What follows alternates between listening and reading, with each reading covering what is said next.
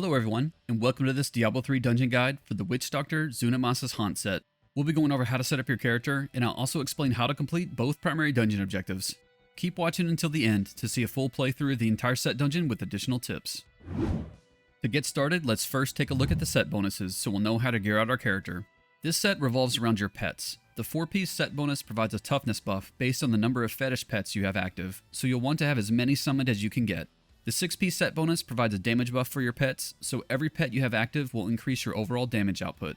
Pets will also give you general protection by diverting enemies' attention and providing a barrier from enemy melee hits. Therefore, overall, damage output for your pets is the main priority for the gearing and skills setup. In this setup, here are the recommended items. Wilkin's Reach is virtually mandatory. You'll need to use the Grasp of the Dead skill many times throughout the dungeon, and this mojo removes the cooldown of the skill. Without this item, it can be very difficult to complete the dungeon within the time limit. It is not recommended to attempt the dungeon without it. The next most important items to have equipped are the Belt of Transcendence, Mask of Jerem, the Shortman's Finger, and Tasker and Theo. These items will increase the overall damage output of your pet army, so equip as many of these as you can get. There are no overly beneficial legendary items for the main hand and wrist slots, so take anything that provides good damage output and toughness. Sacred Harvester and Lakuma's Ornament can be equipped, but are relatively very low priority items. You will rarely cast Soul Harvest due to the nature of one of the primary dungeon objectives requiring you to avoid enemy melee range, so these items won't provide much benefit. For legendary gems and when assigning Paragon points, focus on increasing your damage output. And here are the skills. Grasp of the Dead is mandatory for the dungeon. If you do not have the Wilkin's Reach mojo equipped, then you'll want to use the Desperate Grasp rune to reduce the skill's cooldown. Most of the other skills focus on making your pet army as large in number as possible. As mentioned previously, you probably won't use Soul Harvest much, but there aren't any other skills to select that are critical to success. Once you have your pet army summoned, you'll mostly spend your time in the dungeon spamming Grasp of the Dead. Now let's go over the dungeon objectives. The first primary dungeon objective is to grip 150 enemies in the zone of Grasp of the Dead. To complete this objective, all you need to do is cast Grasp of the Dead on enemies to hit them with it. You'll need to do this on most of the monsters in the dungeon, but since Grasp of the Dead is your main mana spender, you will inherently be motivated to cast this skill often to benefit from the 6-piece set bonus pet damage buff. With the Wilkin's Reach mojo equipped, you'll be able to blanket the battlefield with Grasp of the Dead zones without any regard to mana cost or cooldown. The second primary dungeon objective is to not allow any enemies into melee range. Completing this objective is as straightforward as it sounds. Don't let monsters get close to you. To help with this, you will leverage your large pet army to draw enemies' attention away from you. Grasp of the Dead will also slow enemies as they run towards you, further motivating you to cast the skill as much as possible. The melee range itself is pretty forgiving. Monsters can actually get pretty close to you most of the time, and you won't fail the objective. As you move forward through the dungeon, just keep your distance, try to keep a Grasp of the Dead zone between you and every enemy, and be ready to backpedal to retreat when needed. Next, let's take a look at the dungeon map. This dungeon is mostly one large zone, and there are a lot of monsters to kill. It will take you a while to make your way through it, so keep in mind that you won't have any time to waste. The best approach is to ensure you clear the first small area near the dungeon entrance, and then serpentine your way through the large main area. Use this path as a general guideline, but keep your eye on the minimap and eliminate any enemies you come across as you go, even if you need to drift off the path a little. It's very difficult to cover the entire map a second time looking for stragglers. So now that you have the setup and you know how to approach the dungeon, let's head to it. Go to Act 3, then to the Core of Ariat waypoint. From there, head northeast and hug the left side of the path. You'll come across the dungeon entrance midway through the zone.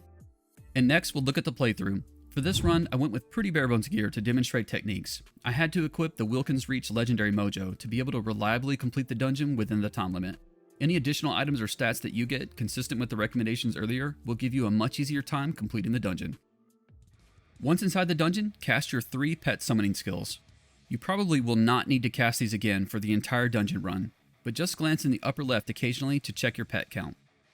Make sure you clear out this small area near the entrance before heading down this long corridor to the larger main area.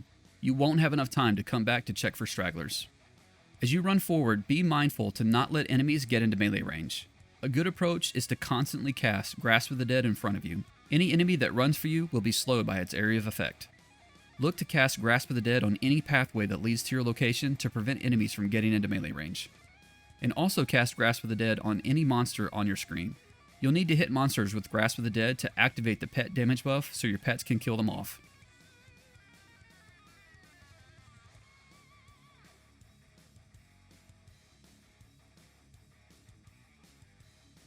As you're working your way around, be mindful to not let any enemies come up from behind you because you can get trapped.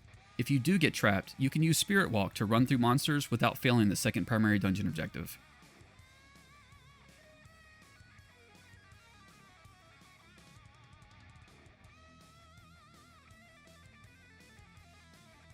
Pay attention to your minimap and focus casting Grasp of the Dead on any skulls you see. Also take note of the purple dots, indicating the location of your pets. If you see a clump of purple dots attacking something for a few seconds, there's probably an enemy there that needs Grasp of the Dead applied to it. You'll want to make sure you don't let your pets attack monsters for too long without the damage buff, so their damage output potential isn't wasted.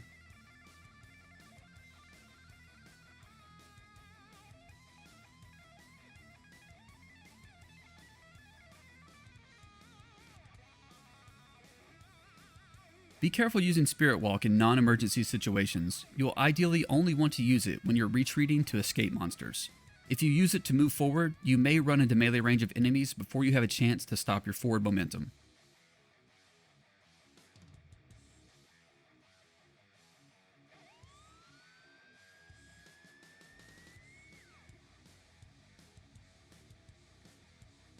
The Wilkins Reach mojo is virtually mandatory. Without it, you'll end up standing around a lot, waiting on the Grasp of the Dead cooldown. And your pets will do less overall damage since you won't be able to apply Grasp of the Dead quickly to enemies. You simply cannot afford this damage output loss because there is too much ground to cover and not enough time.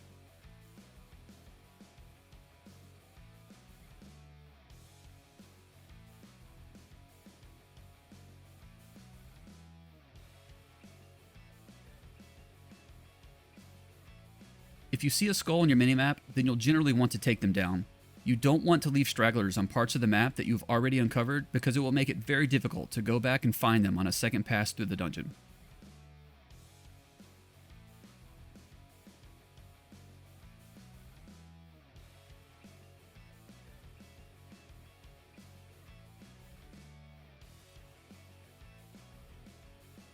Let your pets lead the way and cast Grasp of the Dead on what they attack.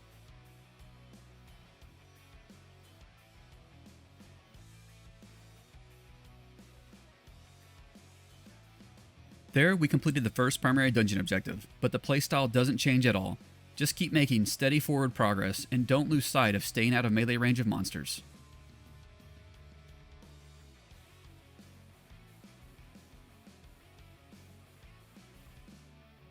Serpentining your way through the map may take some practice, but I found that it was generally easier to do this to make sure I killed all the enemies, versus following the outer perimeter around and then clearing the interior out.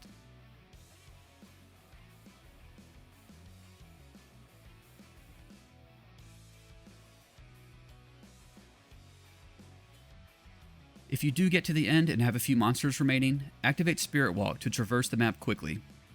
This is where the Shakrani's Triumph legendary power in Kanai's Cube will shine, providing you permanent increased movement speed until you get in the proximity of an enemy.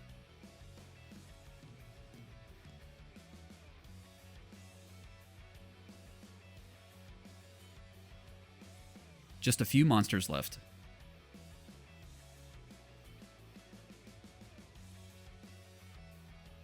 And we're done. Good luck trying to finish this one.